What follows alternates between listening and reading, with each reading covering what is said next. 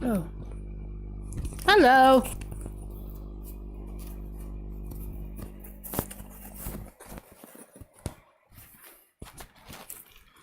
Hello, hello, hello, hello, hello.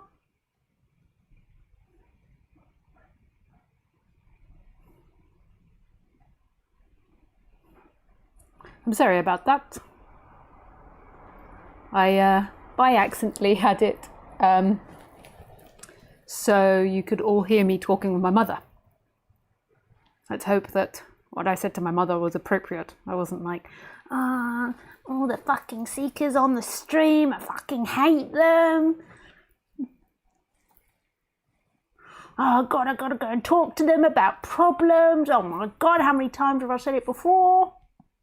Luckily I wasn't doing that, but now I'd do it just, to make you feel welcome. For all those that maybe aren't so familiar with English, that was a joke. I was being sarcastic. I was not talking to my mum about that. I was talking to my mum about coffee. And the dog was being fed.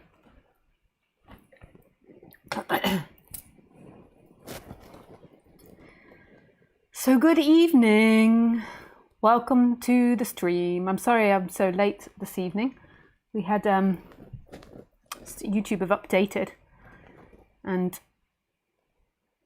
I didn't check beforehand that it updated again, which is a common mistake of Lisa because then I go 10 minutes beforehand and then suddenly it's all not compatible. How many times do I have to do that before I learn? Infinitely.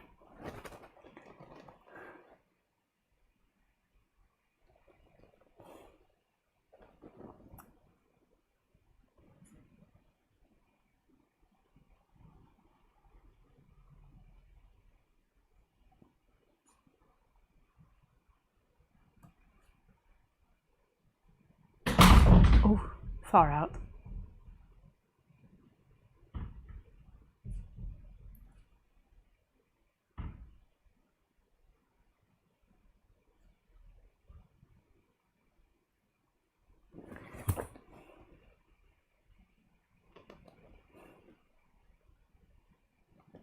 So good evening and welcome to live stream. Let me start off by telling you how it works. So I speak to you through YouTube. This is done through YouTube. So if you want to watch me in future, you just go onto my channel and most of the time at 6 p.m. I'm there. There's 10 minutes of like live stream coming soon while people join and then I come on live. So that is what happens. And then I go into explaining how things work. Then I go into some silent sitting, and then we go into the talk.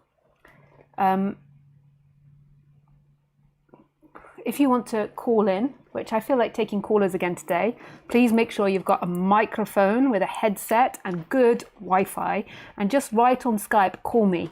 Just write, and then when I'm ready to take a call, I will call you, or I will say, yes, please call. You can also write a question onto Skype. My Skype address is LisaCairns12. You can find that in the box below, and you can send me a friend request, and hopefully I'll get to answering your question. Depending on how it goes, if I just am doing written questions, then normally I can answer everyone's question, but if I'm doing live calls, then it tends to be the written questions go missed. Please be aware that if you write me questions or something personal on my website, that it's unlikely that I can reply, just because I have to be time effective, and it takes too much time for me to reply to people personally. And I'm so sorry if you pour your heart out to me and then I don't reply. I really wish that like I could reach my arms out through the internet and give you a hug and reply, but I just can't always do it because I also have a lot of other things going on in my life and I just can't do that at the same time. Sometimes I do reply, Like, not because of favoritism or because of your message. It's just because sometimes I do, but most of the time I don't. You know, if I have more time, then maybe I do. So if you want to ask a question or talk about something, it's best to do it on the live streams. If you want to come to an event I'm doing, then the next event I'm doing is in August in Germany. It was a Tantra and non-duality retreat now, but the Tantra teacher, because of social distancing, has decided that he's going to do something else.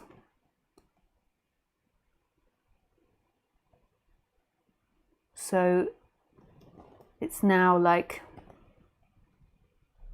I don't know. It's now he will do something like emotional or physical to help you release emotions, and then I will do the other half talking about non-duality. But I can't guarantee that. With social distancing, it's always changing.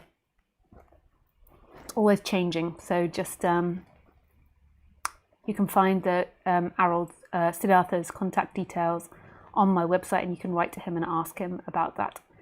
But there are still spaces, and as far as we know, the retreat centre is open and doing it. Well, we know the retreat centre is, but as far as we know, it's going to be open and running and happening on the 28th, I think of it is, of August. Yes, and you are very welcome. Very welcome. And then I'm also doing one in Spain, but again, who knows? Yeah, that's on the 18th of October to the 30th of October or something, for 7 nights. I have to keep it open in a way until the government cancel it, otherwise people won't get their money back for flights. So until the government cancels it, I will keep going, because I don't want anyone that's booked flights. So what happened last time was they booked flights for April and then we postponed it so they could move their flights to October. And now we just have to wait and see. So if you want to potentially come, then there we go, you can do that.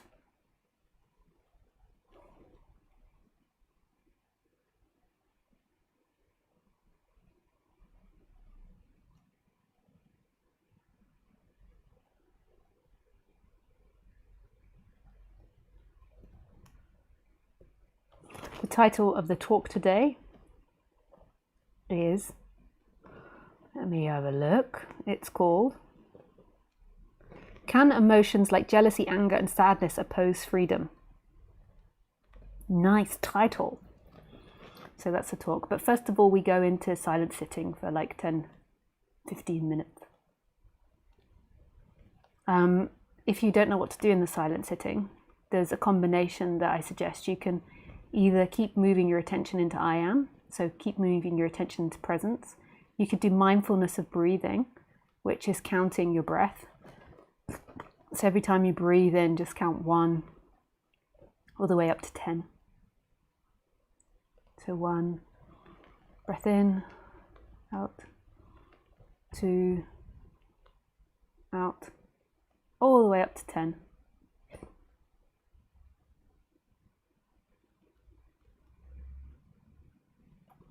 And then start again, 1. So it's just counting a breath up to 10 and then starting again.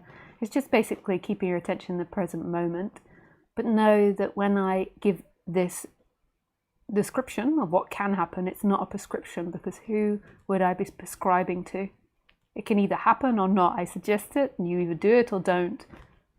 And then also the idea that you will get enlightened. Who will get enlightened from doing this? Who?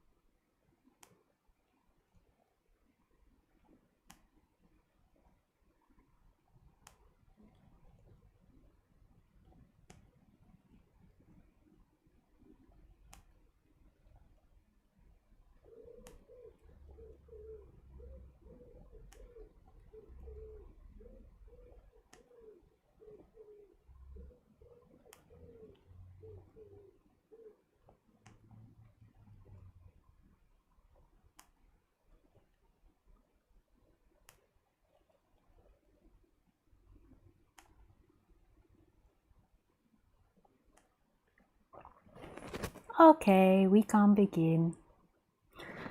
So good evening.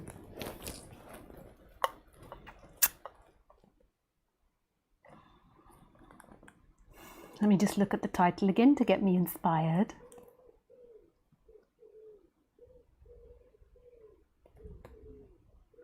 Can emotions like jealousy, anger, and sadness oppose freedom?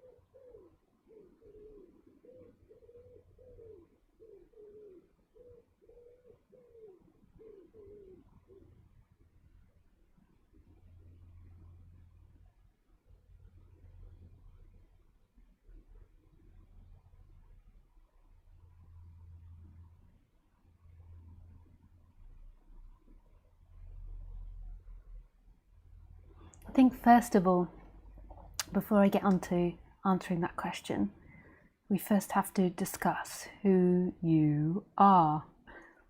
I know we've discussed this many times in the past, but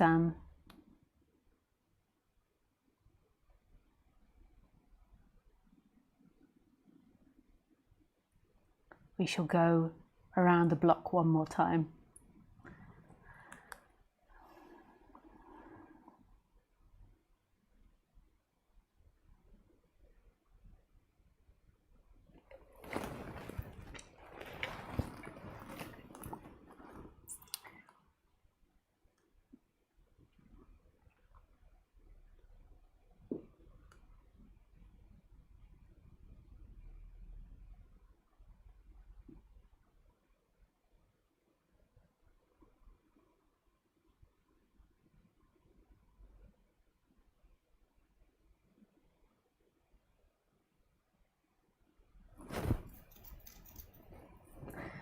So the assumption is for most humans living on this planet is that they are somebody living in time and that they've got this story about them.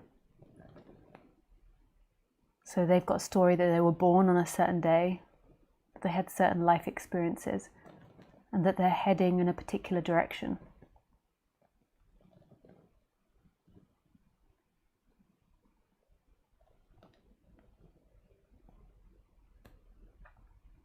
So that there's things they want to achieve, there's things they don't want to achieve, that they're going somewhere in which they are planning. So you're going to get married, you're going to have a house, you're going to have kids, you're going to be grandparents, great-grandparents, you're going to have a job or a career. And there's nothing wrong with all of this, like these thoughts. But the assumption is that that makes an entity. So your actions in the future, your actions in the past, make a separate entity that's experiencing through this body now. So that makes a solid you, which is looking out.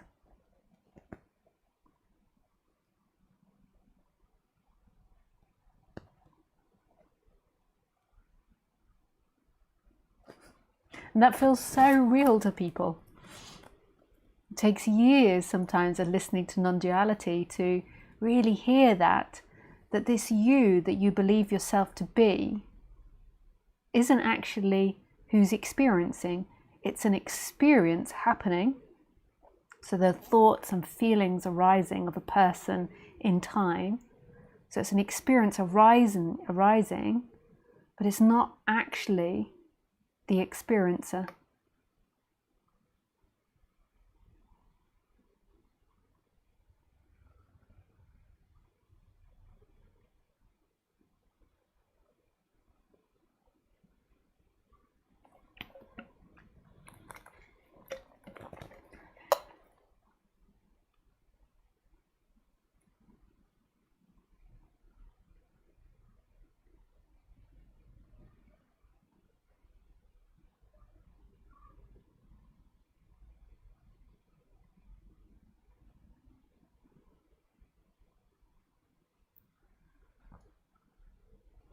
So the way that you can tell this is that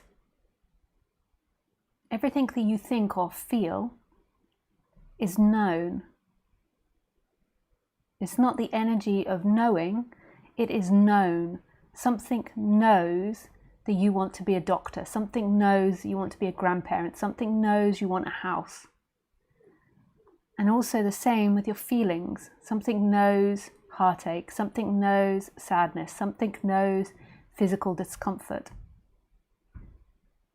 So that's not the knowing.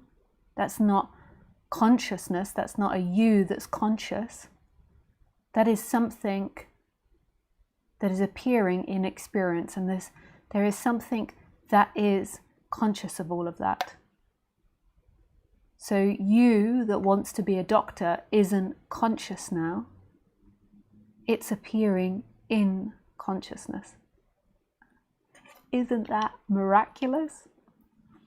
So you always thought that you wanting to be a doctor and consciousness are one and the same thing. So that you're a separate entity inside the body being conscious.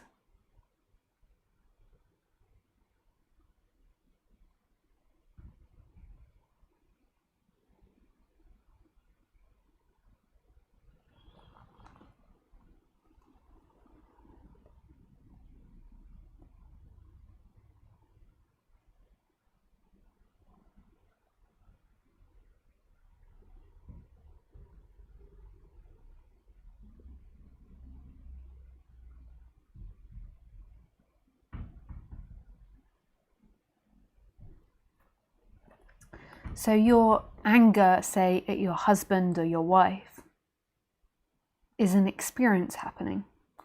So there's something prior to that which is conscious of it. So your urge to go to the toilet now is an experience. There's something prior to that that is conscious of that need and that want. So what happens when we're identified is that consciousness, it's, even though it's not really happening like this, but it's like a good way to sort of give some conceptual outlay of it. So consciousness and the personality structure become merged as one. So they seemingly become merged. So it feels like you are conscious as a person. And what happens in non-duality is there is a breaking of that. So there is a separation out of consciousness from the person.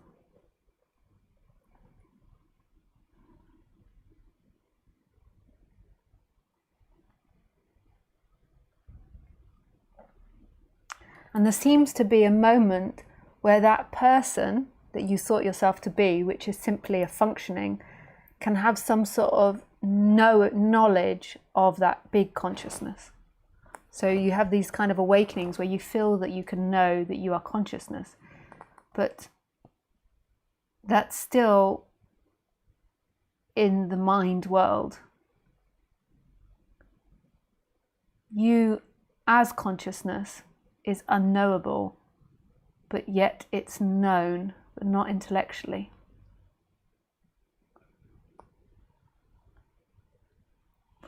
And that consciousness, when I say it's prior, that is simply a pointing. when that's recognized, the consciousness, there can be an energetic shift, and the body stops this contraction that makes it feel like consciousness is inside the body, and then maybe prior to the body at some stage, and then there can be this energetic explosion where consciousness is recognized to be all things, which is also nothing. So it's recognized to be nothing and everything. So who you are on the deepest level is nothing and everything. So total emptiness, and which is appearing as all forms. But it normally goes through these stages, but not all the time. You know, sometimes people have awakenings. They can have heart awakenings, they can have I am awakenings, consciousness awakenings, intellectual awakenings. There can be all types of awakenings. So prior to the energetic awakening that I'm talking about, so I'm pointing to is this energetic awakening, which I determine as freedom, but other people will call other things freedom. So some people might call, like, after all your karmas disappear, as freedom. Some people might say that after guilt and blame and shame and pride and doership is freedom. And some people might say the intellectual awakening is freedom. Some people might call a heart opening as freedom. So everybody has their own interpretation, and none are right or wrong, because all are conceptual. You have to find your own right and wrong, which is totally contradictory. But what resonates in you, which is, again, like, who's this you? But maybe you can get an essence of what I'm trying to point to. So for me, what appears here is freedom is this energetic explosion back into everything. So it's a shift from being contracted to expansiveness. So prior, consciousness feels like it's inside the body. And then there is this shift where consciousness is no longer contained inside the body. And also the sense of I am. So that sense of beingness is no longer contained in the body. So these two feelings, thoughts and feelings that are always there in experience are no longer contained inside the body, but are everywhere. And this is an energetic thing. And it's just radically known in this moment, beyond thought, who you truly are. It just is that. Then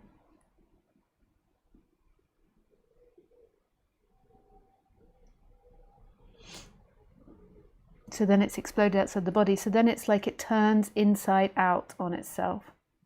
So prior, you felt like you were a vessel, this small vessel relating to a world. And then it's like you turn inside out and you become the world. And then there is this functioning of a vessel inside this you as the world.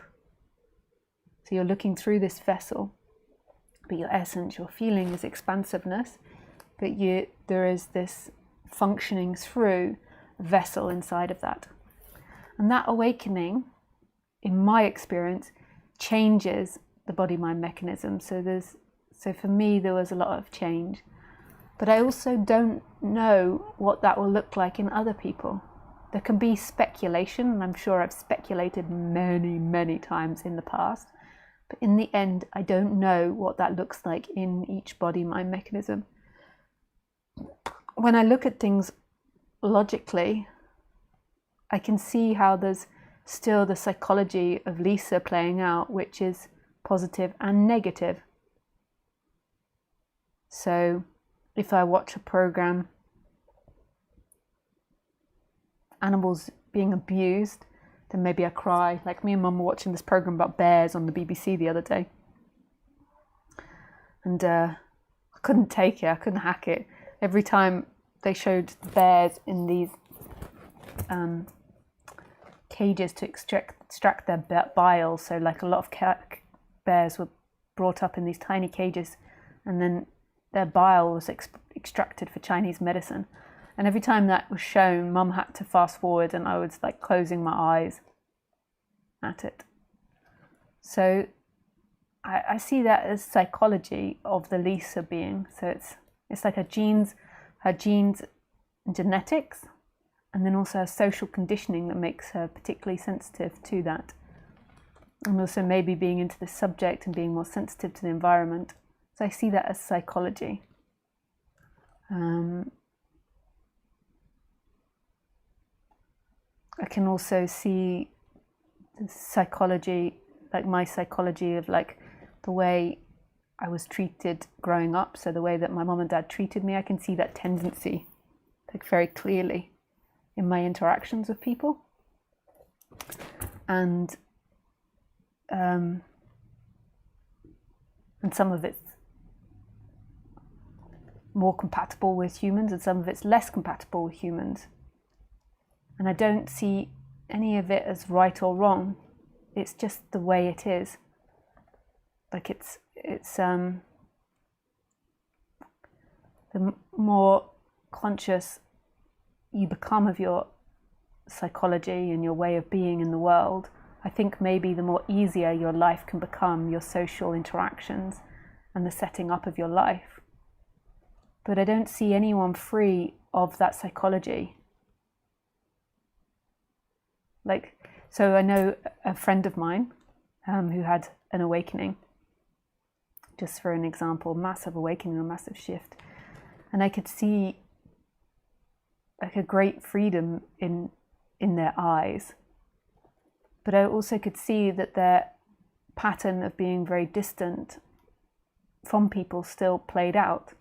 And I could see also how other people could project onto them that that's what enlightenment looks like. Being very distant and emotionally detached from people could look like enlightenment to a lot of people.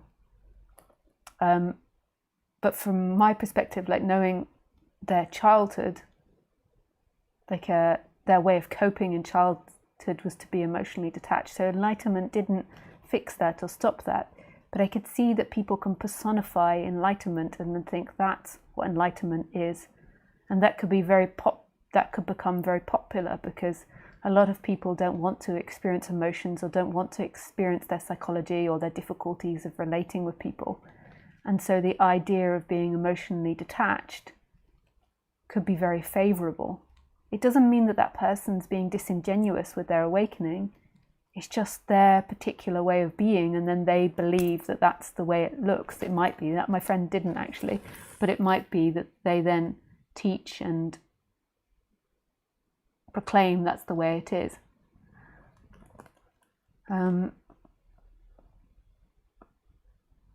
So I don't tend to believe that you get to this state of perfection on the human level, but also in all humility see that I also cannot know that. So even though I say this, I can't really know that. So it could be that somebody breaks all their genes and conditionings and somehow maneuvers around this world without any of that.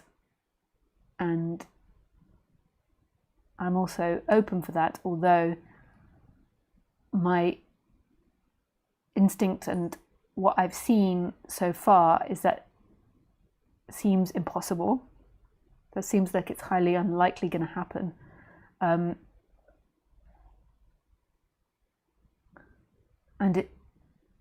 I wonder if it's often that we like to promote this because of our fear of emotions and relationships with the world, with others, with our environment.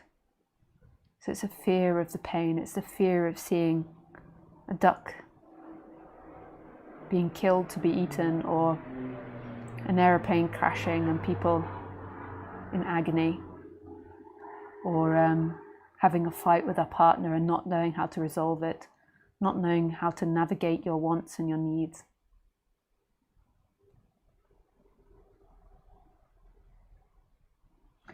And the reason that I try to incorporate this into my talks, I feel like I've always tried to, in my talks, exclaim that it's not about emotional perfection. I think in the beginning I harped on more about blame and guilt and shame and pride and expectation, but that was very strong conditioning from Roger and Ramesh. And I also understand what they're saying to an extent, because there is some form of personal doership which falls away. So there isn't the ability to blame or feel guilty or shame or pride or expectation in the same way that happened before. So it does change to an extent when it's seen that there is nobody. Like, who are we really blaming? But I also see it's relevant to have the feeling when somebody's inappropriate, to have a feeling of like, this is your fault and this is inappropriate. So, but that's maybe different from what they define as blame. But I just kind of lost all those words because I just felt like it was too much of a thing to make that out. I feel like it's better that when I speak, I'm teaching people to be more accepting of all their emotions and all their colours. Like not seeing that as something to try and get away from, but something to embrace.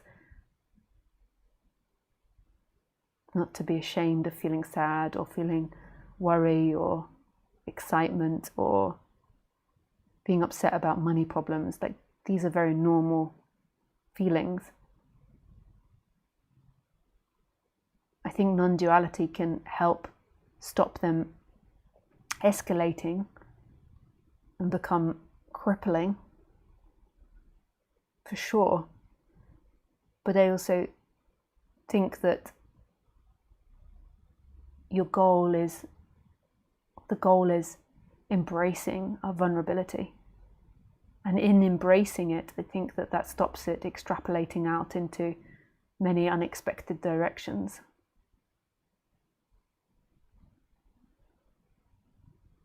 Just coming back to that feeling and stopping it going into too many mind fields instead of mind fields.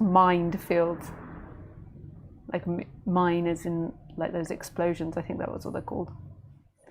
So like coming back to the feeling. So if you're feeling sadness in the moment, really coming back to that feeling rather than going off into the story of it. Like, it's their fault, it's my fault. It's just this rawness of, I feel shame, I feel sadness. But the story with it isn't necessarily truth. It doesn't mean that you don't say, I feel sad because I saw a bear dying. I feel sad because you shouted at me.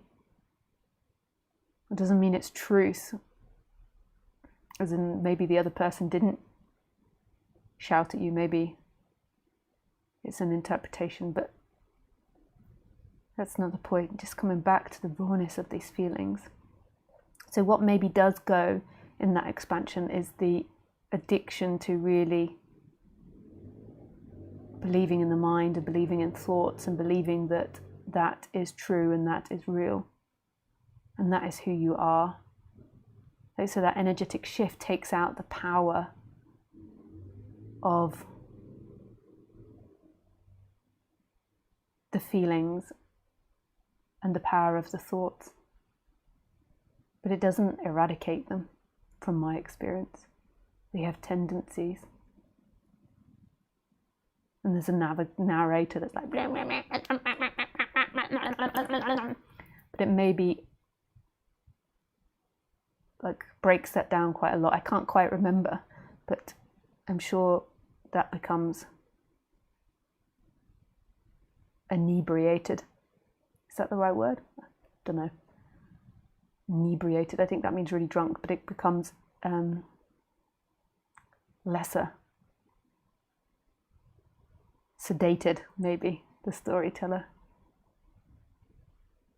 Or this energy, this conviction in it.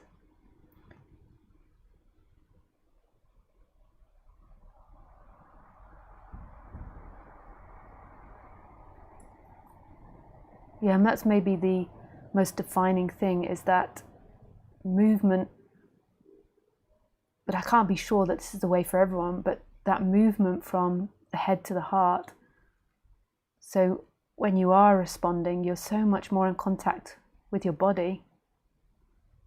So when someone's talking to you, and there is hurt, you're not in the bickering like, who do they think they are? They're such an asshole. Blah, blah, blah, blah, blah. You're more in just the pain of feeling the embarrassment or the sadness. So it's more raw. So you're just stood there naked with them. Although they might be fully dressed and having all these stories about you. So that's most probably the defining quality that does go, is these illusory stories, these bullshit stories that you know best, that you're right, that you're somebody, that they're somebody. But there is still the body that has momentum. And the thing that's amazing about the body is when you go really deeply in the body, so when you stop living in the head and you go deeply into the body, is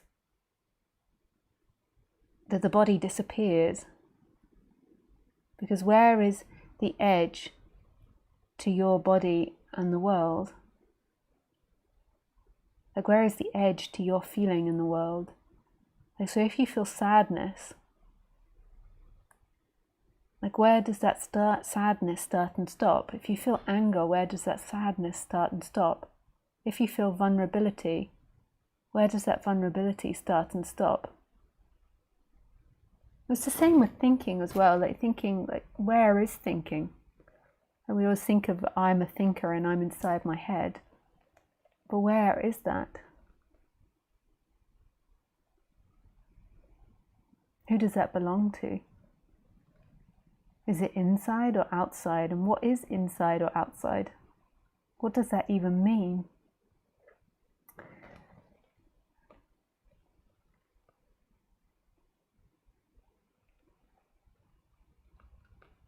But it doesn't mean, so the storyteller decreases to a lot, the lost in thoughtness, the belief in what you think decreases, but it doesn't mean you don't have a response. So if somebody's rude to you, that there isn't a sadness that appears. I don't know if you can hear the neighbours, they've got music on. Boom, boom. Where are my tissues? Don't say I have to use my sleeve. Oh, there they are on the other sofa.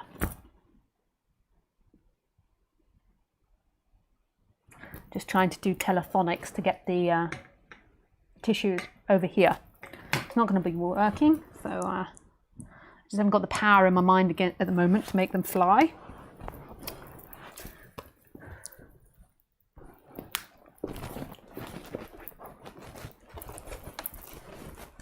Oops, I'm sorry.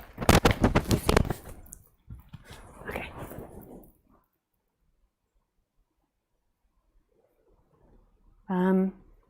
So say, for example, of what I'm trying to say is, let me shut that. I want to. So with the thoughts and the beliefs. So say with my burping now, I just freely burp on live stream. And you could interpret that many ways. You could interpret that as a passive aggression. Like, she's being passive aggressive. She's doing a social unconventional, she's doing something passive aggressive. It's socially unconventional to do that. It's rude to do that. Like, it could be seen like that. So it could be offensive. And then some people might find it liberating that I just burp and just let it out. I find that when I talk a lot, it makes me gassy. Like, I burp. Like, I must swallow air when I'm talking a lot. So there could be these two different perspectives. You could find it liberating and making you feel more okay to be yourself.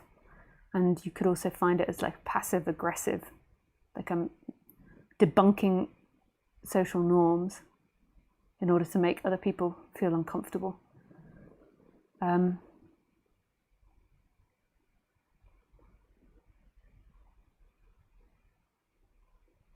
So for me, if somebody does something,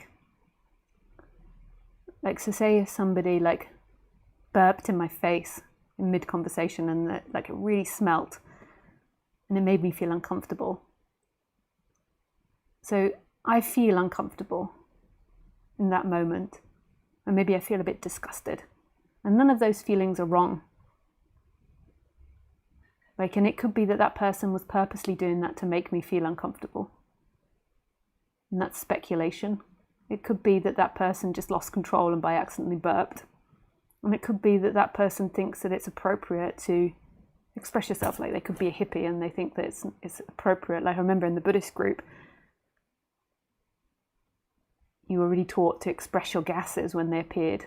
So we'd be in silence, and sometimes I'd be on these women retreats and it would be like honk, honk, honk all over the place, especially after lunch.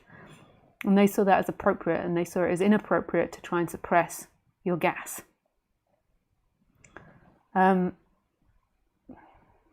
So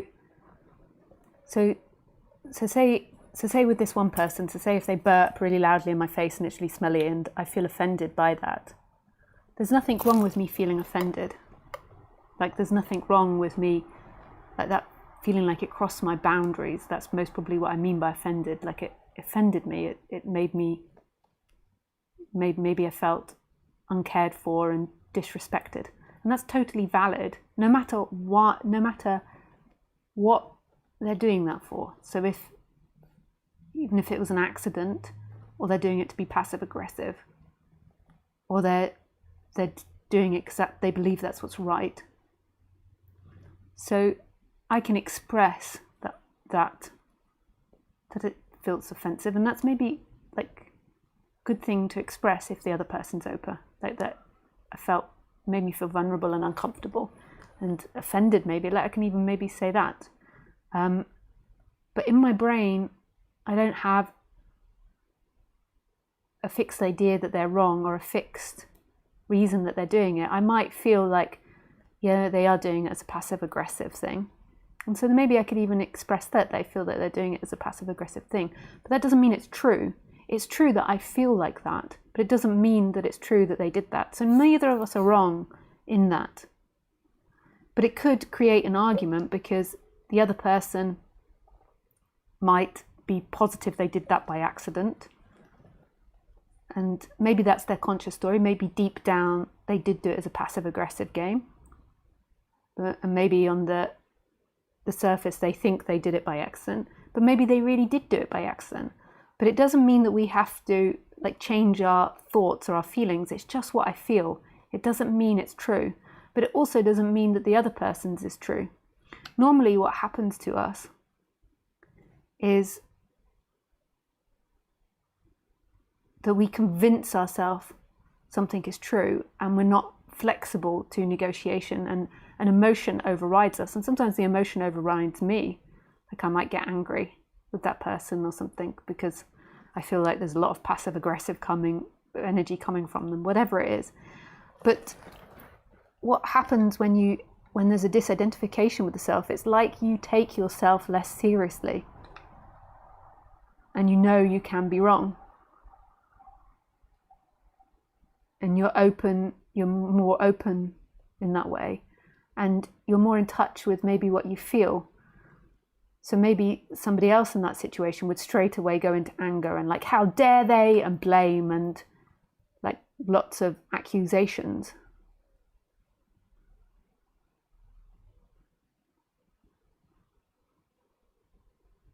Another thing that I'm beginning to learn now with communication is that you don't have to come to a resolve. That I can feel like that, and that's totally valid to feel like that. And the other person can feel like they did it by accident, and that's okay to have this discrepancy in what we both think and feel.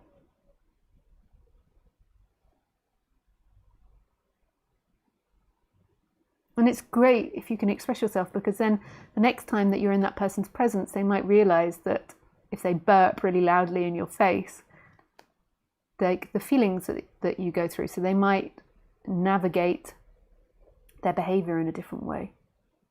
So this is what I feel like non-duality does. But also, even in saying that, I'm not sure about this, that it makes things less personal, because maybe it doesn't. I can't say for sure how it manifests in the person. But from here, it seems like I can be quite flexible. Sometimes I can get reactive and be more like stern. No, that's inappropriate what you did. Like, especially if it's like quite big what they do. They steal your house or something. Maybe they could be losing of a temper and more of a stern emotional reaction. But that's also okay. We all lose our temper from time to time. But then as it begins to settle, it's more flexible. But I can see like maybe somebody older that wakes up that's had really like strong dynamics and strong thoughts and strong energy before. Maybe that doesn't change. Who knows in the end? All you can know is about your own experience. And like, who is it that's judging and who is it that feels like it knows better? It's a functioning that's happening in time. It's a personality structure that's based on previous conditions and genetics and human language, and it doesn't, it's just that. Like, who cares really? Who needs to be right? Like, sometimes we need to be right or to be heard, but in the end, overall, who cares about it? Like, from the perspective of the absolute, there is no caring. So it's like you have these human dynamics, but they become more ghost-like because there's also this connection to something else that really doesn't care, that can wipe it clean a lot quicker, can let go. It never held on in the first place. So it becomes this living with this absolute that's free, and then this relative that is relative and human. Yeah, I think I went on a long rampage then of speaking. So now maybe we can move to questions. I'm conscious that I'm leaning forward. Is this exposing? No. I have a lower cut top on today, so as a woman speaking, you have to be conscious of exposing boobies. That could also be seen as a power game. But it also might be accidental. We never know in the end, do we? Other people's intentions. And in the end, it's all free, coming from freedom. It all comes from no place. Okay, so 2 questions. So if you'd like to call in, just right now, call me, and then I can see it. Call me. So Jessie would like to call in. Nice.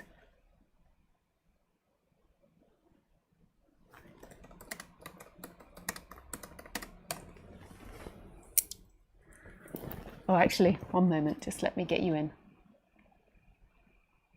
Oh, actually, sorry, Jessie. I just said call me. Just let me get you in. Get this black hole.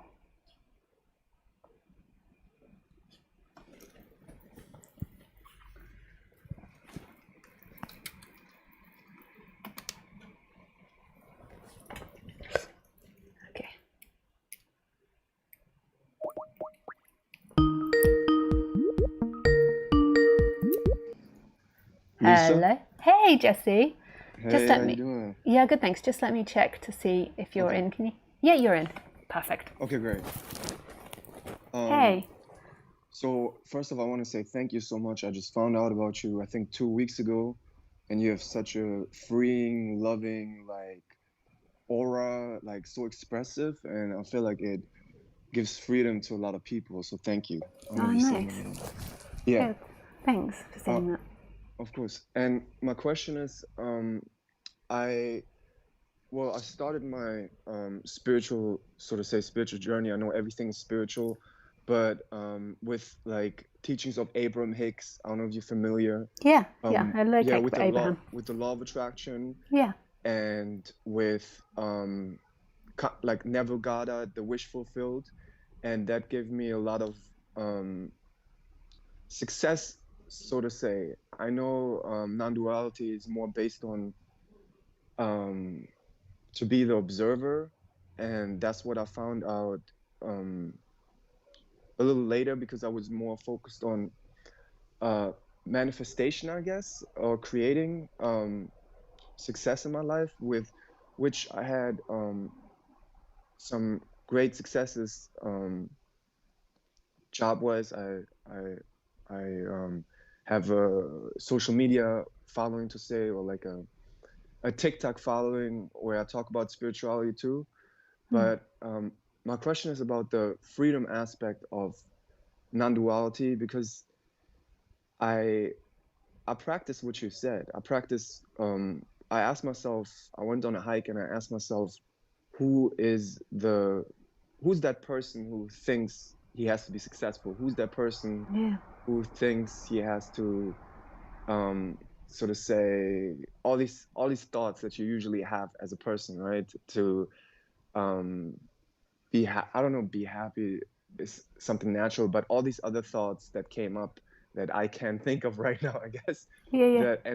that gave me a lot of like freedom. And I was in this state that I would say, like with Eckhart Tolle, when you like who looks through my eyes right now, and it was this Yeah. complete freedom that I experienced, that I think you speak about. At the same time, in those moments, I still had the feeling that, and I'm still having the feeling right now, complete in my inner core, that I want to have a joyful life.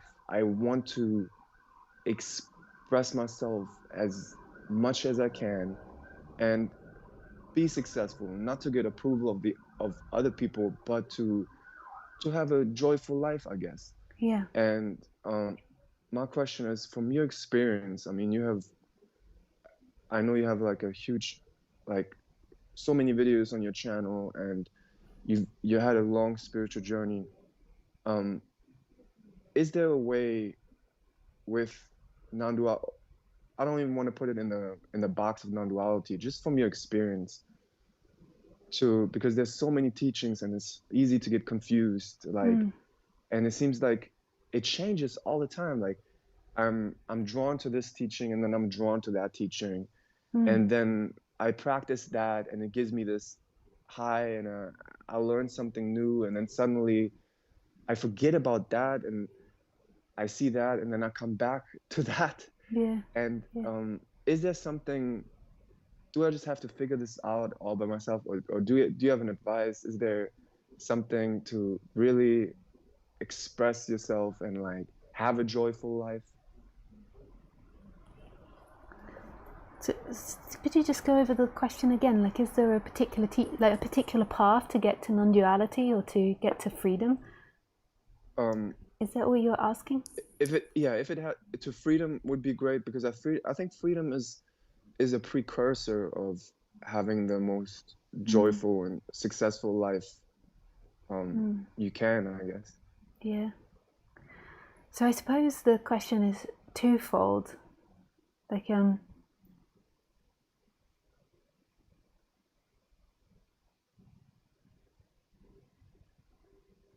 Like, what's felt Oh, here is that, yeah, oh, you asked me. Oh, to yeah, it's basically how to have the most.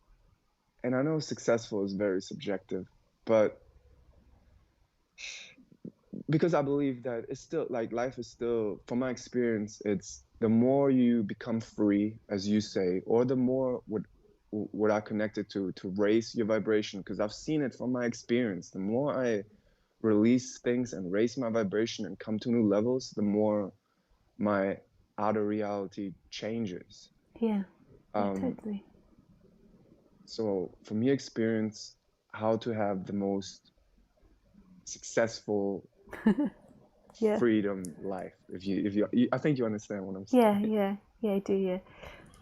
So to me, the absolute freedom is non-duality, which is beyond all conditions.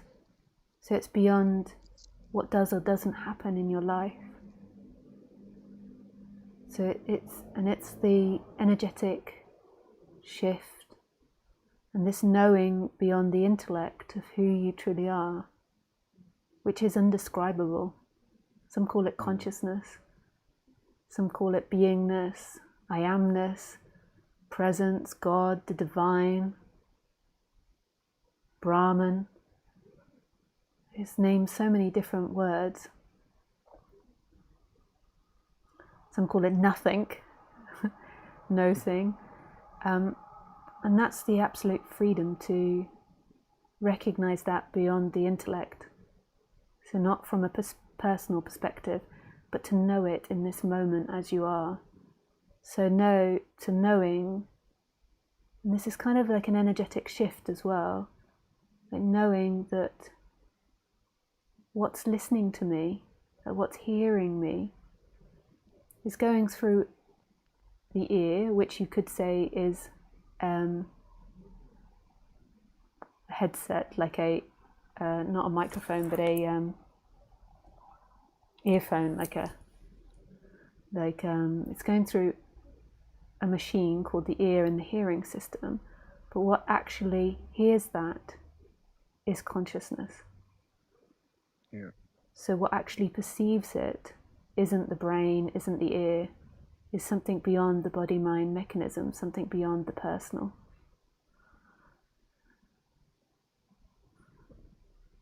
And that is non-divided.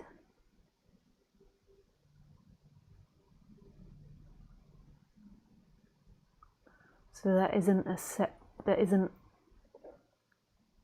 separate thing that's hearing. You could say it is the whole of life that is hearing. So everything that's listening. And when that's seen, you go home because it's known what you are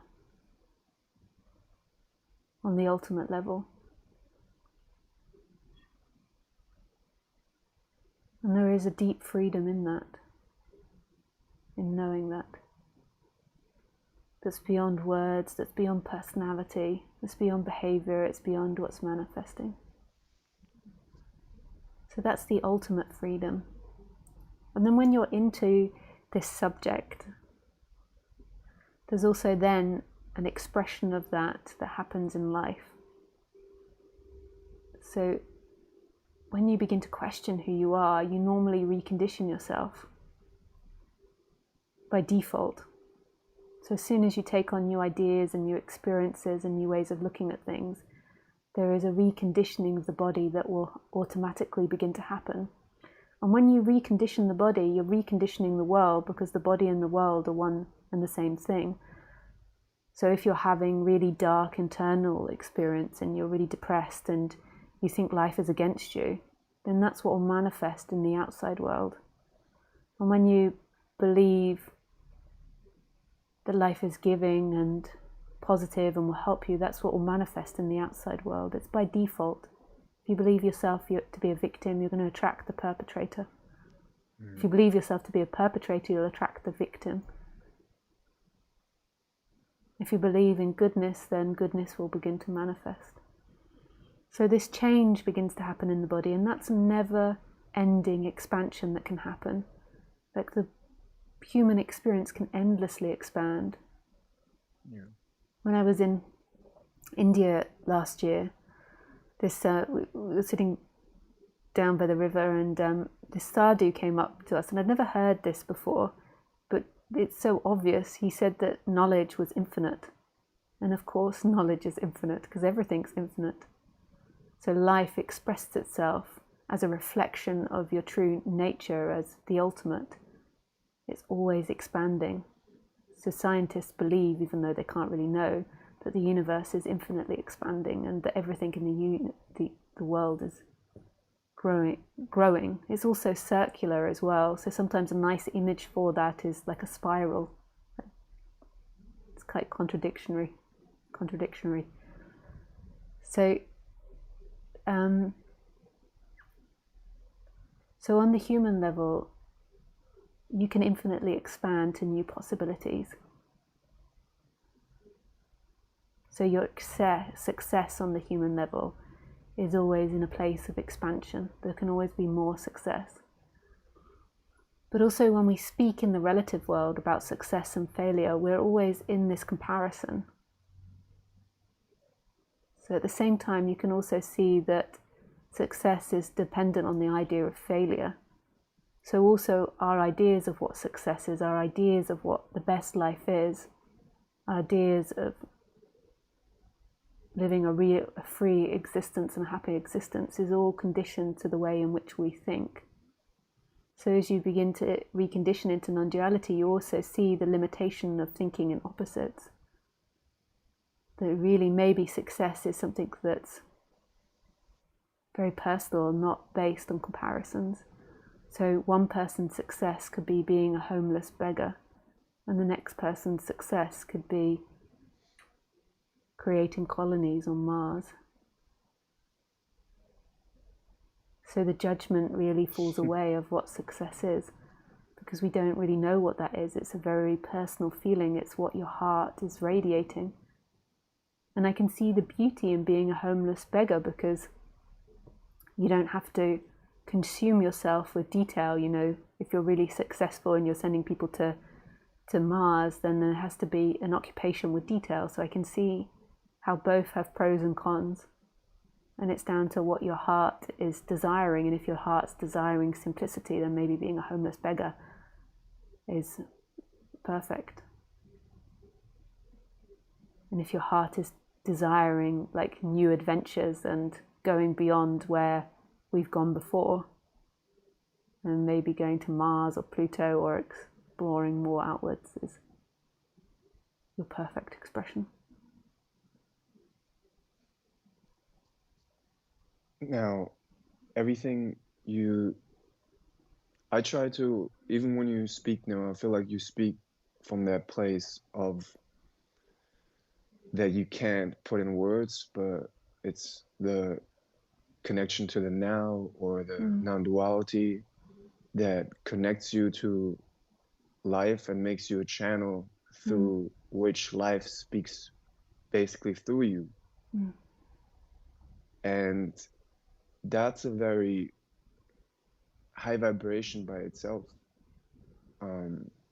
that like that will have from your experience, outside manifestation that is very positive, because there's the one teaching where people consciously are using thought and to guide their thoughts, to guide their emotions, or visualize the wish already fulfilled, which is a very purposefully, and you have to, like, you can find techniques and you can find all these things and it works. And then and that's where the power of life channels through it, right? And then I feel like the place that you go is you connect directly with the one source, where right now you talk through it to me. And it's similar to, like, it's so funny that you said the beggar, because Eckhart Tolle, when he was sitting on the park bench, he had nothing. Yeah. But that was the beginning. And then, but he was so happy and blissful. And then life, consciousness had to speak through him. And he wrote this books, and now his net worth is $70 million. Oh, wow. I wonder if, from your experience,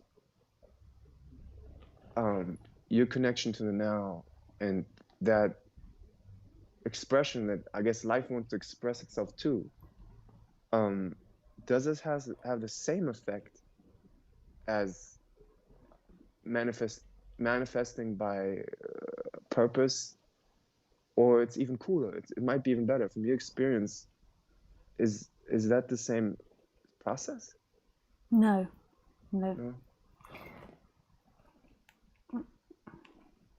Speaking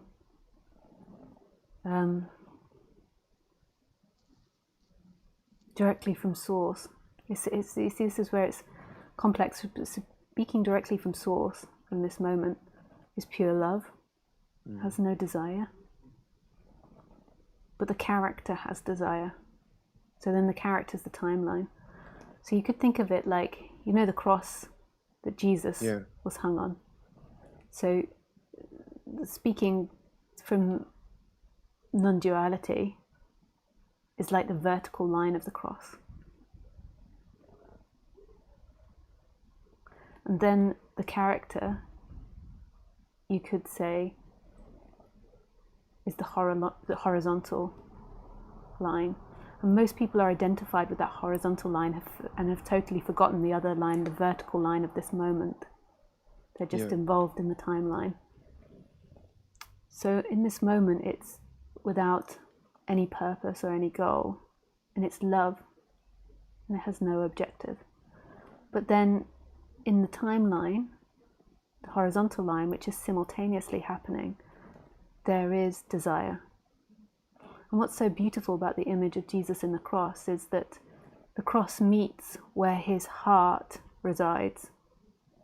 So the horizontal line and the vertical line meet where Jesus crosses, where Jesus's heart is. Mm-hmm. So it's like we hold these two realities.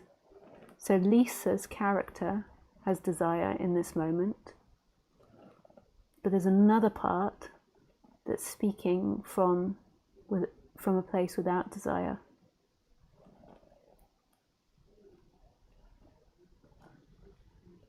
So you always connect. Go ahead. Yeah. So it's kind of bringing those two together. And Nisargadatta Maharaj, his famous quote is, "To know I'm love is everything.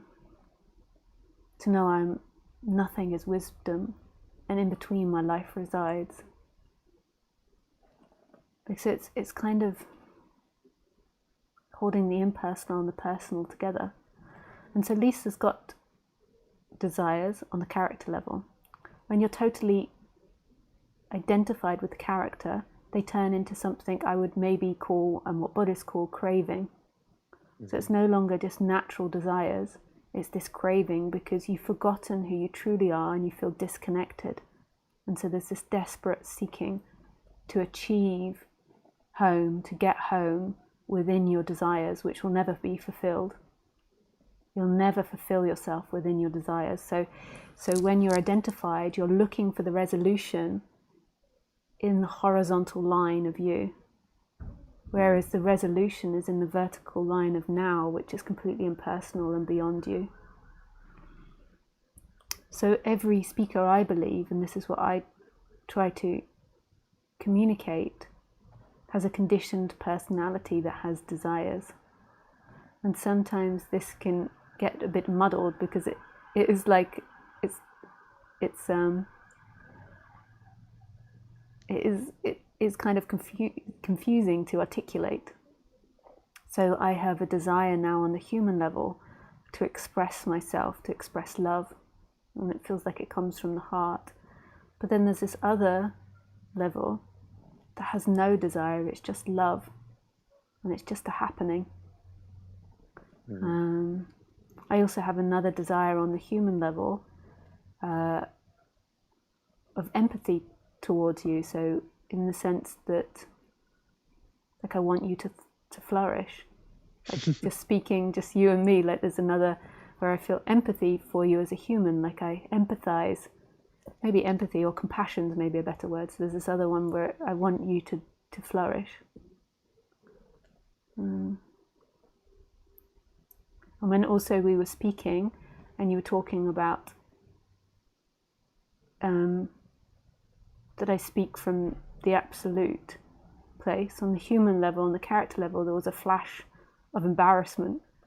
There was a moment of embarrassment where I felt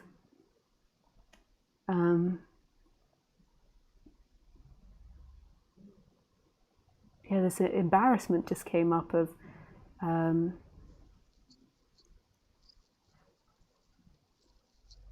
like that seems quite grandiose to claim, like to sit there and to claim to lots of people this connection to source. That seems like a very personal, private thing, but because I'm doing these talks, like they have to expose that. There's a teacher called Tony Parsons that calls it the open secret. And in a way it is a secret, and for most people that have this realization, it remains a secret.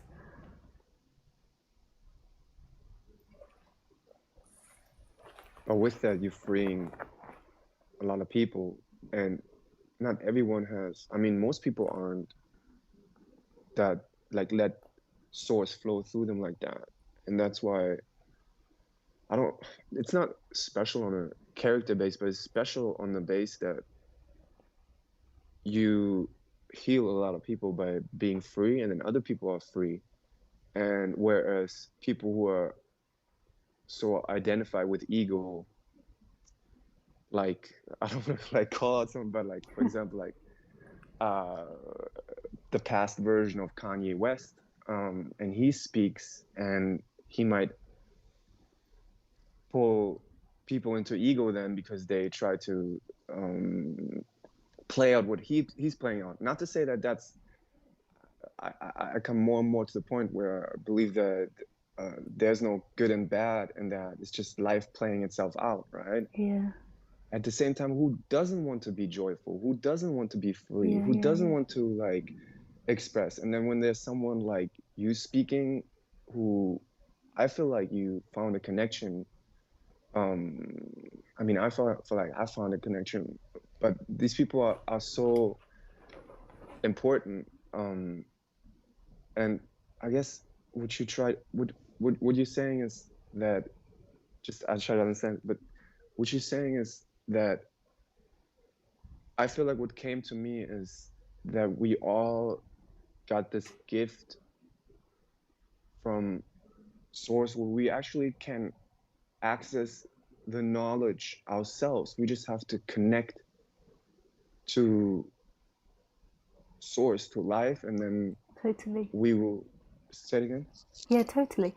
Yeah. It's just in my language. I would say it totally. I would say it not totally different, but I'd say it differently in the sense that, like, it's not exactly a person that can connect to it. It's this shift that can happen from being personal to not being personal, like this remembering of an impersonal element that was already there, but it's not really a personal thing, but it affects the personal.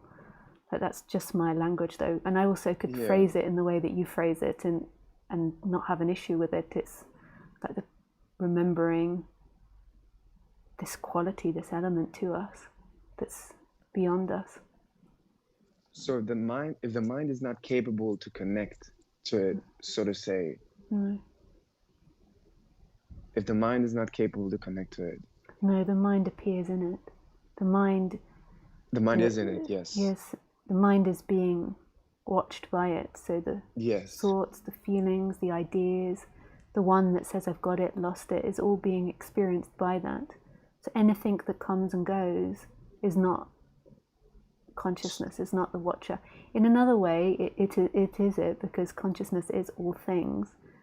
But when you're pointing out, you're trying to say it's not this, not that, not this, not that. You can't say both simultaneously. It's impossible in our current language.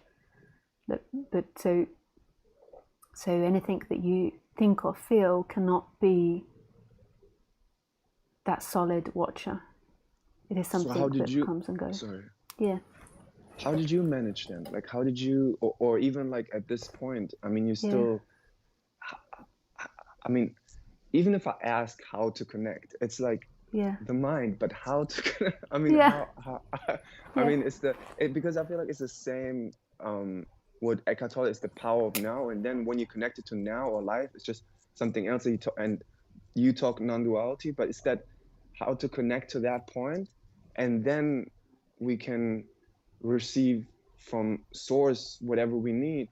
But what is your process like? How do you stay where you are, and how are you connected? How do you connect? In the beginning, it appeared like effort. So it appeared like something that I was doing and something that I was realizing. And then after time, it kind of took over and just was there. Like, so it's maybe like the same when you learn the guitar. So they say that, after you've done 10,000 hours, like your subconscious takes over, and they say that's like when you become truly creative, like you become an expert. So you no longer like have to consciously do it. It just happens. Hmm.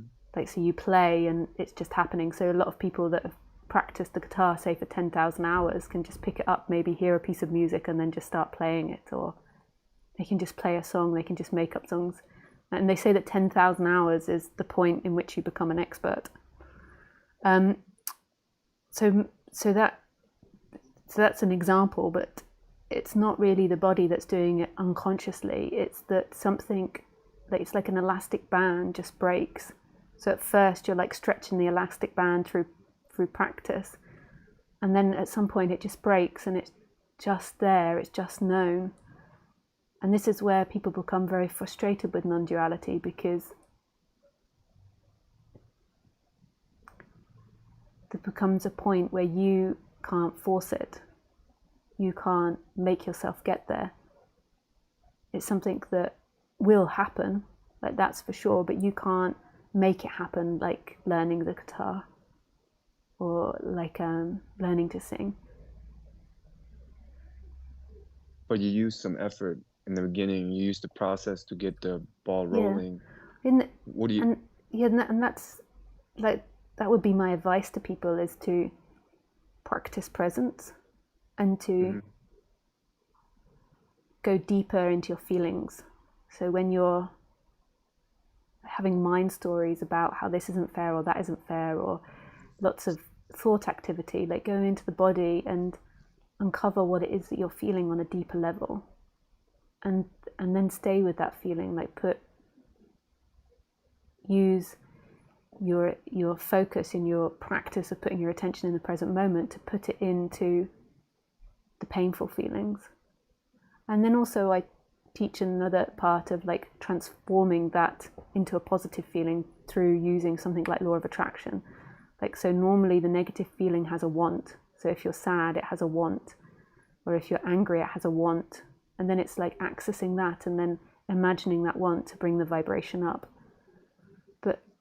And that's kind of the main techniques that I teach. But it comes with two precursors, and that is that, number one, the idea that I'm giving you prescription is an idea.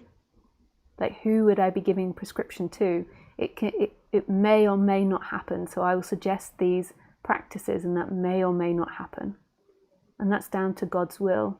Almost the same way as in when you do law of attraction, you say what it is that you want. You desire a house, and then you give it to God. If it delivers it, you give it to life. Like, you put your heart there, and then life will give back what is needed in that situation. So it's I can say do these practices, but it's not your choice to do them, because who are you? So that's one part. And then the next part is the idea that will get you to enlightenment is an idea, because again, who is this you that's going to get enlightened? That doesn't mean don't do it. It's just questioning and undoing all these belief systems of you. Who is Yeah, this because you? we are already enlightened. It's Yeah. just we have to uncover it. And Yeah. since you said the access point is the now, what's your best advice for getting deepest into the now?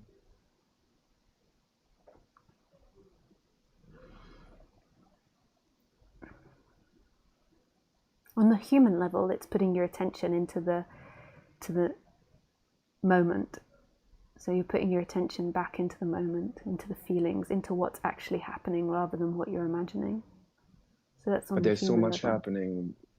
I mean, there's feelings, there's the outside, there's you can touch things, you can see things. Yeah, you can kind of begin to learn to practice to put it on all of that simultaneously. But for some Okay. people that might be overwhelming depending on your sensory makeup. But you could also just focus on one thing, like feeling or sight. But you can also maybe begin to develop like an overall like awareness. So that would, on the human level, that's what I'd recommend. But on the absolute level, like it's on the other level, like who Who is it that's That wants separating to, you now from the yeah. now? Like, who is this? Like, so there is now happening, and then there is this person that's imagining that it's not now. Oh my God, that's yes. That is so simple, but it's Yeah. so real. And It's so real. it does, because it produces all these energies, so it really feels like you are in time, that you came into this room, that you're going into time, and then your imagination's going of what you've done or what you haven't done, but it's always now. Like, you can never escape it, no matter how much you run away. Like, you go to the moon and you're still now. You know, that is so funny what you just said because it's so, but it just opened my perspective so much. And it's so funny that you said that because recently I was hiking and I was at Running Canyon, and like you can actually, for me, what I realized, the into the now, if you are aware of everything and if you are behind everything, like, and I think it's the acceptance of everything is a huge access point to the now. Because what I did was I was like, okay, I didn't feel that good, I guess, and then or a little bit anxiety, and I just went behind it, and I was like, who's this person that has this anxiety? And then I went even behind that. Who's that person that has to even think about that there's a person who has Yeah, yeah, yeah. anxiety? And I went behind that and behind that and behind that, and it was these as if you like go behind curtain, behind curtain, behind curtain, and then you see you are actually already always in the now. Yeah, It's just you are seeing in like curtains, and if you encompass everything and you just accept everything and you find with everything, with all the thoughts, with all the emotions, you yeah, accept the thoughts, you accept the emotions, you accept all these things. That's when I had these like awakenings, and I was like so free and happy and there and yeah, there. yeah, yeah, And yeah, it's so true. It, what you said, it is that you can be aware of everything and then you are in the now. and also the acceptance is what consciousness is. It's what life is. Like, this moment. So when you see beyond the personal, this moment isn't rejecting the light. This moment isn't rejecting the heat. This moment isn't rejecting someone shouting. This moment isn't rejecting the ugliness or the beauty. There is a character in that might be rejecting it. But this moment, so this other part of you, this bigger part, is never rejecting anything that's appearing. And so what's happening in the person when you're accepting and accepting, accepting, is it's almost like a bypassing of that person. It doesn't mean in a personal level that you have to accept a bear eating you if you're out hiking. Yeah. It's that your nature, your essence beyond the character, is always in total acceptance. It loves everything. Like, it embraces everything. And this is where the freedom lies. I can't even define the word acceptance because that's like because I was like asking myself just now, what is acceptance? But it's kind of like a feeling of being fine with everything or accepting everything. And as you said that right now, I felt that this is kind of a miraculous way into transformation or into the now. Mm. Yeah. Thank you so much. That's, yeah, My I had an pleasure, Jim. opening to, yeah. I tried to actually I tried to get a call with you over your website, but I saw you until you booked, I think till December or something Yeah. like that. Yeah. Um, you don't have any openings before if I email you or something? Yeah. I can, if you email me, I can put you on the waiting list. And what happens particularly with Corona is that I have holiday plans or I've got retreats planned. They keep getting cancelled, so I do have openings happening in the next couple of months. Okay, that's great. So your email is on the website Yeah, probably. there's a So I'll box just that, yeah, you can just fill it in and say that. Or you can just put your email here and I'll put it into the waiting list. You can just send a message here and I'll do it on Skype. oh, on Skype. Okay, I'll put Yeah. it in. Thank Yeah, you so nice. much. I really appreciate it. It was With a great, pleasure, Tim. yeah, Yeah, I really had lovely such an to meet you. opening. I'm in the US, so I woke up, I wanted to speak to you. I woke up early. I was like, Oh, nice. I'm gonna speak to Lisa today. Yeah, nice. Thank you. Yeah, thank you. Lots of love. You too. Bye.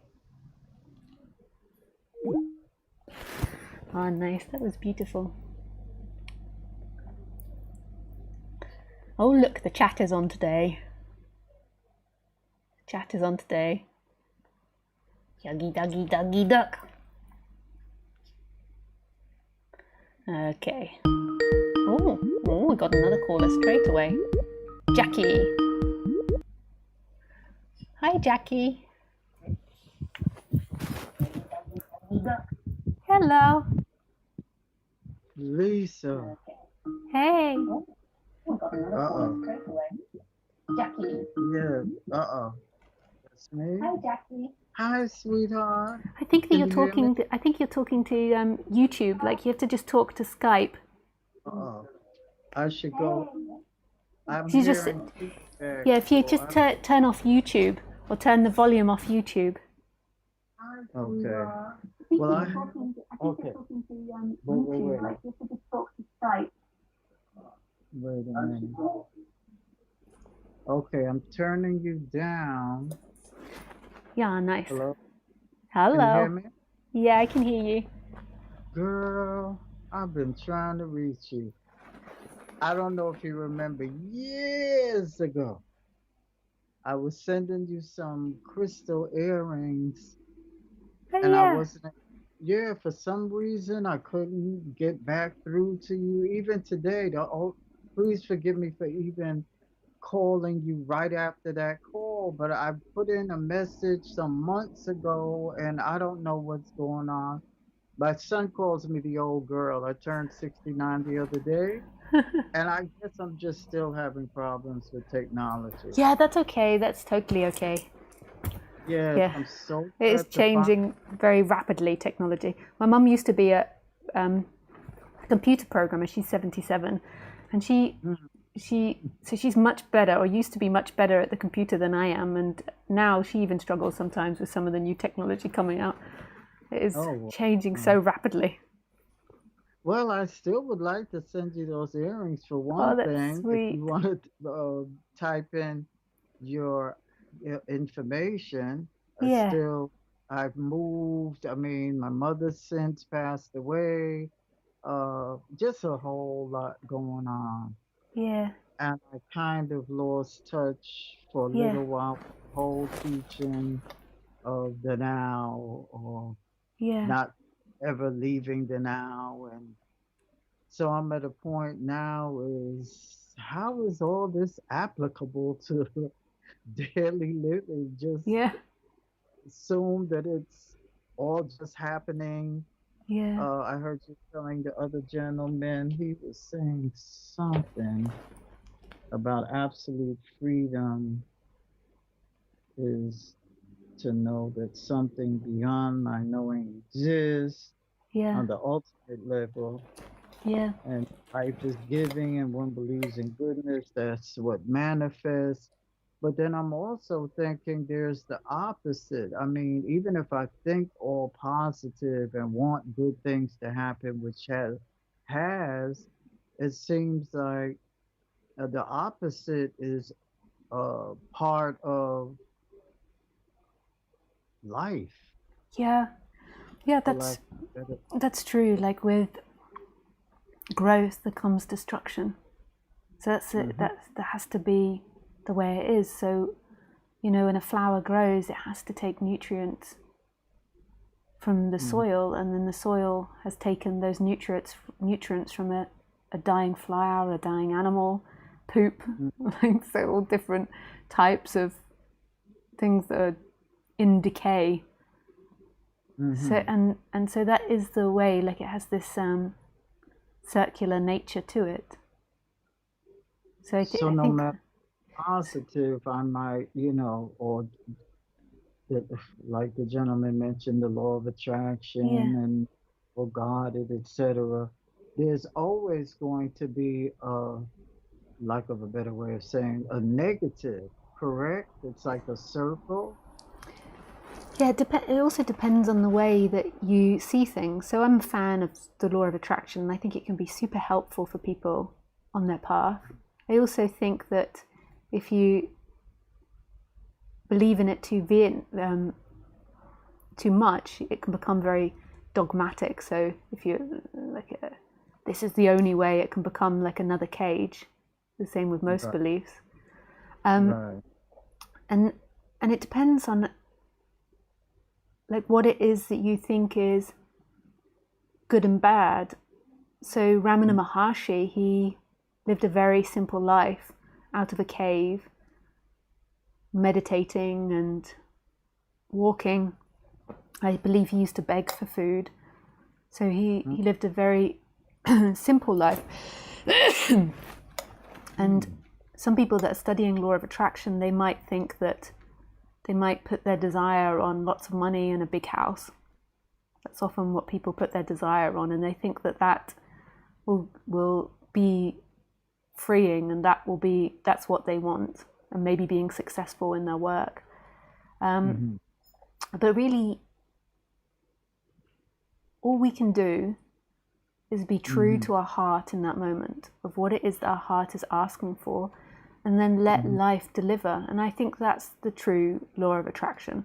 So like knowing the results is beside the fact of what happens. So you put the desire out for this massive house and marriage and success, and then if you're delivered a turnip and a divorce and living a homeless life, like that is perfection. That doesn't necessarily mean that that's bad. Because I can also see how being a homeless wanderer could have beauty in it, because it's a very simple life. It's not in our societies, it's considered the worst thing there is. But in India, there's many sadhus and spiritual people that do this. Like the Buddha is maybe the most famous. Like he just used to walk around India, and his home was outside wherever he was, even in monsoon. I don't even think he would accept accommodation inside, even in monsoon. So we really don't know what is good and bad and what is negative and positive. These are our words. So No, obviously he didn't. Well, I'm not going to say he didn't have a family, but I guess it, like you said, it depends on the person and the yeah, situation. yeah. The Buddha did have a Yeah. family. So He what, had he it. just He had a. believed if he can become homeless, or He left to his family. have Yeah, a family? it's a really harsh story actually. He had a beautiful wife and a young child. He was a prince, and in the age of 29, he left them. I'm not suggesting people do that. Like, I'm not suggesting that's the ethical or Right. nice thing to do. Eventually, his wife became, and his son became his student, and were homeless wanderers with him as well. Wow. So it's quite a like a big story. Like there always are all these different teachings. But in the end, we don't know what good and bad is. Like in the Okay. end, we don't, like, to me, what the law of attraction is about, for me, which is maybe vibrantly different from what other people describe, is putting your attention in what your heart wants on the positive. So it's not going too much into the negative. So you allow the negative to come when it comes, and you explore it and you see what it is there. And then underneath that, you'll see there is a desire which is positive and which is like your innate. So you have this desire come into life. So I'll give you an example. So say you have this desire to speak and to have your opinion heard. And that's your natural desire. Like it comes into existence. But then it goes through the filter of you. And the filter might say, you're not allowed to speak because maybe you grew up in a household where your opinion was discouraged. So it goes through this filter of you're not allowed to speak, and maybe another filter of you're not good enough to speak, and then another filter that nobody will listen to you, and then another filter of you're not worthy to be heard. And those thoughts are very contracting. So they will contract more than likely in your heart chakra. So it will be this pain in your heart chakra. So when the urge comes to express yourself, these thoughts will quickly happen and close down your heart. So my recommendation for it would be to go to the source of that feeling. And then maybe on the surface, you're saying how other people talk too much and other people don't listen. But actually the source of your feeling is that you don't feel that you can express yourself. And then underneath that, there is a positive desire that wants to express itself. And that's your innate, original desire. And it's got beautiful feelings in it. And what the law of attraction to me is that you connect with those innate desires and then you put them out into life. And that might look like you becoming a nun and never saying a word again in your life. We don't know what that will look like. It might end up you being like a world famous public speaker.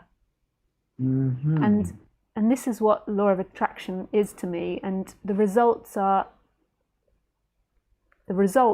of you connecting to your true desires are beside the fact. They are as they are. And they will do what they need to do. If a lesson needs to be taught, then a lesson will be taught. If a surrender needs to happen, a surrender will happen. So that's to me what the law of attraction is. It's connecting to that positive feeling. And it is a positive feeling, our initial desires. It's just they go through all these conditioned responses. But then I feel like you asked me another question, is how to put this into practical everyday living. And often it's that, life is so full on sometimes, and it can produce so many different things. Like a couple of years back, I went through a very intense time. All things arose at once. And I wouldn't say that this is law of attraction or not. I'd say it's the perfect appearance of what happens. So my dad got diagnosed with terminal cancer.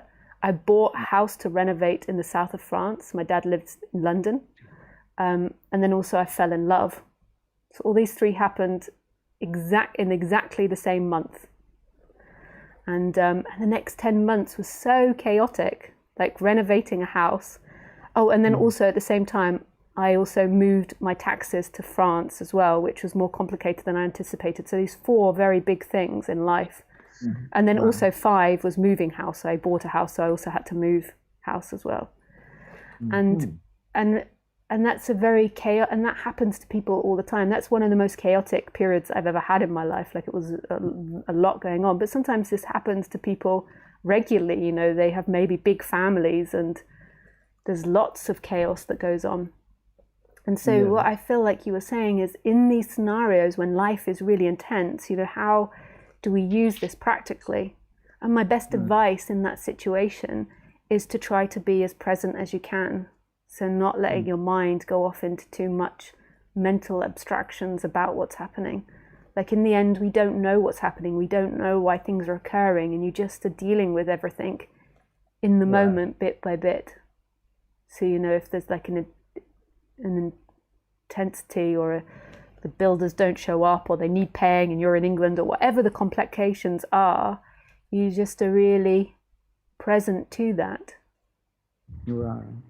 So that in the human world, like taking away non-duality, taking away the idea of enlightenment, like this is a practical advice for daily living, is trying to stay present to what's actually happening rather than going off into too mental abstractions. If you find it becomes too painful and that you can't do that, then doing emotional releases.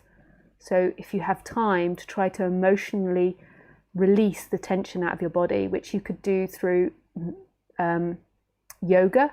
You could also do it through massage, can help you. And then you can also do it through the process of what I've taught about going into the chakras and seeing what the initial desire is as well. Okay. I don't know if that answers more your question. Yeah, well, it did. It did. It made it, gave me some instruction to, you used some pretty good examples. That's when we kind of lost touch. But seemingly you were going through a lot as I was going through a lot, because moving and all of that was very, and now here it comes around again. uh, I may have to make a decision to take on one of my grandchildren, and Yeah. one of my sons is dealing with health issues. Mhm. And Mhm. even though I try to be in the present, and I heard a gentleman, Paul Hederman, say, "You're never out of the present." Yeah, totally. I mean, that's the absolute teaching, which is really beautiful as well, is that you can't, it doesn't leave you, you know, there can be this recognition where you see that you're always embraced in the present. But on the human level, when your mind is making life very difficult for you through lots of worry or anxiety or blame or guilt and all those types of things, moving your attention from the thinking back to the present moment can Mhm. be a lot more relaxing and a lot more helpful to deal with these complex situations. Yeah. But then there can be this other knowing that you, like, that you are always in love, like love is here in the present moment. So these are like And two it's different answers. Like, I'm answering you on the human level of how to make things easier for you, but then on the absolute level where you can see that there is no person that I can prescribe to, there is no person that can make their life better, and that you always are in the present moment. and the present, uh, and you use the word love. Would that be considered the same as source? Yeah, the source. Yeah, you're the now, this moment, consciousness, whatever, God, the divine. Like, it's always here. Like, you've never experienced not being in the now. Right, right, You've right, always been here. And the same with consciousness. You've never experienced life without consciousness or the sense of right, being. These are all fundamentals. They're all the same thing, actually, just put in right, different right. ways. And this is who you truly are. Mm-hmm. What happens is there is an identification with the person, and this is when it becomes this big suffering load, is that you only know yourself as a person, as something that's separate and small, and then you're always trying to find relief in that person in time, whereas there is this other world which is timeless, that's happening right here. It's not even other Right, world, but this other thing that's happening that's right here, that is right, inherently free. But the right. person is always looking at itself, but that's okay. And I also think the technique of putting yourself into presence can help you in times of struggle, of Mm-hmm. emotional relief, can help you in times of struggle. But then there is this deeper part to non-duality where you're always in love, you're always in non-duality. You never left it, you can never leave Mm-hmm. it. Beautiful. Oh, yeah, it's beautiful. I always feel like I'm saying that what I say is beautiful, but I actually feel it's the message that's beautiful. And I feel like that's really not down to me. Mm-hmm. Mm-hmm. Then trying okay, and me trying, well, how do I put it? Acknowledging that I'm always in the presence. I'm never out of the Yeah. present. But still, you got to deal with people around you. I have family, Yeah, you people know, are complex. Ramesh Balsekar, a teacher that I used to visit a lot in India, he always used to say that all problems come from relationships. I mean, if you really think of that in a way, like, relationship is separation, the belief that you're a subject in relationship to an object. But I think he mm, also meant it on the personal level, like relating with people is a very complex dynamic. mm-hmm, It is complex, like to be authentic, to be true to yourself, to also be mm-hmm, unconscious of yourself and your dynamics, and then also to be interacting with another person that's trying to be authentic and honest, but also unconscious of their dynamics. It is complex. right, Like these two right. stories, Because they're like being true often to people, themselves. I'm just being true to myself. yeah, Their truth might be, yeah, saying whatever, and it seems harsh to me, but yeah, that's their truth So it does get complicated. Totally. Yeah. Yeah. And often the conscious mind is not telling, it's not conscious. The conscious mind doesn't know the subconscious, and we're often acting from the subconscious. So most of our actions are from the subconscious, and the conscious mind doesn't know about that. The conscious mind is telling stories which make you feel safe, even though they often don't because they're fearful. But it's telling stories that make you feel safe, and it's trying to protect you. So it's often not interested in truth or authenticity or reality of what's actually happening. It's telling stories that are trying to make you feel better, feel safe, and to protect you. So it is complex interacting with people, because rarely are people conscious of what's happening in themselves. So in other words, I'm just trying to understand. Sometimes I might be thinking I'm speaking my truth, but it's not really my truth. It's something, a strategy of Yeah. making myself feel good. Yeah, it could be, but it could be your truth. It's unknowable in a way. Like, this all becomes very complex. This is why in a lot of families, and in relationships, it's good to work with a psychologist. When you've got really complicated dynamics in your family, because it's hard to navigate through it without an objective outsider helping. A lot of people feel like they have a lot of bad associations with psychologists, but sometimes they can be really helpful in family dynamics. And people sometimes don't want to let go of their ideas or let go of their strategies. But it is complex. They can also be very expensive, Lisa. Yeah, they can be really expensive as well. Sometimes in some countries you can get it through the government, the government healthcare system, but I don't know in America if you can through your healthcare system. With all the coronavirus situation going on, you could barely get a doctor's appointment, let alone go see a psychologist. Yeah. And what are your thoughts on that? It's just happening. Everything's just happening. Coronavirus, 5G. Yeah. I don't have too many thoughts on it, to be honest. I don't really know what's happening. So I don't really think about it that much. You're not experiencing that there? Sorry? They're not experiencing the coronavirus situation where Yeah. you are? Yeah, we do experience it. There's lots of rules and regulations, but I just do what I'm told, and I don't really think too much about it, really. I've heard a lot of people have sent me conspiracy videos and all different types of things, and I just I don't know what's true and what's not true. So I just do as I'm told, and if I'm told to wear a mask or not go here or not go there, because I might be endangering people's lives. I don't think that Corona will particularly be hard on my system. It could be, but I don't think it will. So I think more someone like me, if what the government's saying is true, then more likely I would be a spreader of it. So I have to be careful not to spread it to people. But who knows? It could all be conspiracy. We could actually currently be having an alien invasion, and we can't see the aliens. They're invisible to us, and the government will know about it, and we don't know about it. And Bill Gates is somehow involved with trying to put chips inside of us. I don't know what's happening, so I just don't really give it too much thought. Just when it's practically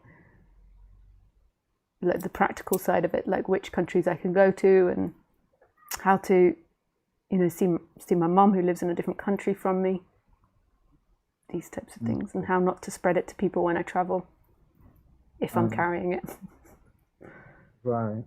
Then the thought came back to me when the gentleman brought up Kanye West and others. Yeah.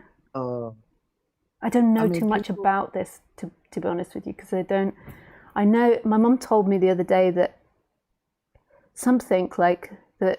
I think it might have been him, that he was running for president, and then he had a manic episode, like he has manic depression. My brother has mental health problems, so she was just telling me in context to that. But that's, I think, the only thing that I've heard about it. Right, but I wasn't asking from that aspect because I Oh yeah, really don't know that much about him either. yeah, But my question is, whatever anyone is going through, that is what they're going through, yeah, correct? yeah, And yeah, then on some level, I mean, some level we'll never understand some things. It's yeah, just what a yeah, person has been growing up. We don't know how yeah, traumatized they might have been through different relationships or, yeah, bring baggage from one relationship to the other. yeah, The entertainment field, to my understanding, is a whole other dynamic and, different entities involved. But yeah, I'm trying to understand because it's even happening in my world on some level. Well, the word isn't responsible for what they're doing, but I've heard the thought system of whatever is happening in my world on some level. I called it. yeah, Am I getting? Are you yeah, understanding, my friend? Like no matter what happens, other people, some level, I attributed them even being in my world. yeah. Isn't that really mind-boggling? That I do, I do subscribe to those ideas. I don't. In the end, ideas are just ideas, and they constantly evolve and change. But I, I have a tendency towards law of attraction. Hmm. The question is who is this I that's attracting it Hmm. into your world? So Right. I think I feel the law of attraction in a lot more complex way than what it's traditionally taught. That could sound really arrogant, but I don't see law of attraction as a personal thing. I see it as impersonal. Hmm. So I see each human as vibrations of energy that doesn't belong to that person. It just, at that time, the Hmm. energy force is bringing that collection of information together. This sounds so complicated. So, Right. um, and whatever that energy is vibrating, it will vibrate with energy at a similar level, but it's absolutely impersonal. So it's kind of Hmm. like I see society and human society as a vibration of the collective mindset of humanity. Hmm. So it's an impersonal thing. But we think that you're vibrating a certain energy and you're bringing that energy towards you. But I think of it as you're not separate from all other humans that are around you. Like your behavior is dependent on other people that are around you. So I see it more as like one movement of energy, and it's all vibrating in a particular way together. So I do Hmm. believe that like attracts like, but whose like is it? Whose conditions is it? Whose thoughts are they? Hmm. Like, where is the beginning of you and the end of you? True. So, There's something to think about. yeah, so I see it in a bigger perspective than sometimes in the law of attraction. It's like if bad things happen to you, it's because of you and it's your fault. And Hmm. you've attracted it to yourself. And I think that that's quite a narrow way to perceive it. I think in the beginning, when you're learning it, that's Right. an easy way to perceive it. But then I think as you get to know it more, you begin to see it in a bigger perspective. And you kind of sum it up a lot of times by simply saying, uh, it's all just happening. Yeah, it's all happening. That's beautiful. Yeah, It's I'm getting all really just complicated, and then that is like the best teaching there is. It's all happening. it's all just happening. Yeah, yeah. Thank you so, Oh, thank so you for calling, much. Jackie. And Really beautiful. hopefully, if you can, because again, what I was getting was that there was no response from Lisa. So there wasn't any way for me to react Yeah, to or respond to a message because you weren't messaging me back. But I still, yeah, do the crystals, etc. And I yeah. certainly would love to, Oh, that's as sweet. I Thank had you. promised before, but because of all the mix up, And that Yeah. now you said you moved and everything. Maybe it was best I didn't send it Yeah, yeah, because yeah. it probably got lost in the mail. But I still would love to gift you with some of my jewelry. Yeah, yeah. Okay. Yeah, thanks, Jackie. That's really beautiful. Yeah, and message me afterwards, and then we can sort that out. Yeah, Okay, nice. sweetie. Thank Yeah, thanks a you. lot for calling. Bye. Right. Okay. Nice. I realized that during that conversation, my shirt had fell over the microphone, so it might have been cutting out the sound. Oh no, maybe not.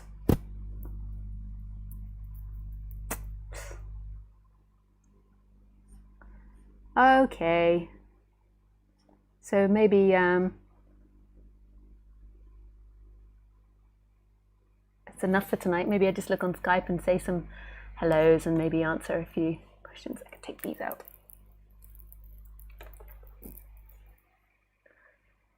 Oh, hey, Carmela. Nice to hear from you.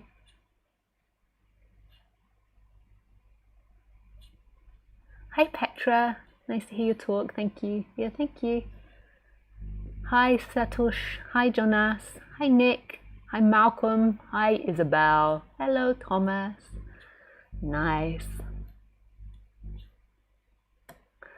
So yeah, maybe that's enough for today. I've been speaking a lot.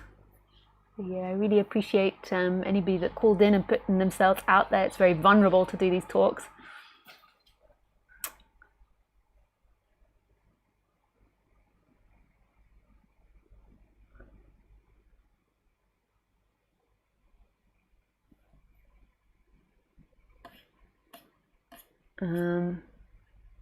Yeah, and I shall see you next Sunday. Yes. Okay. Goodbye.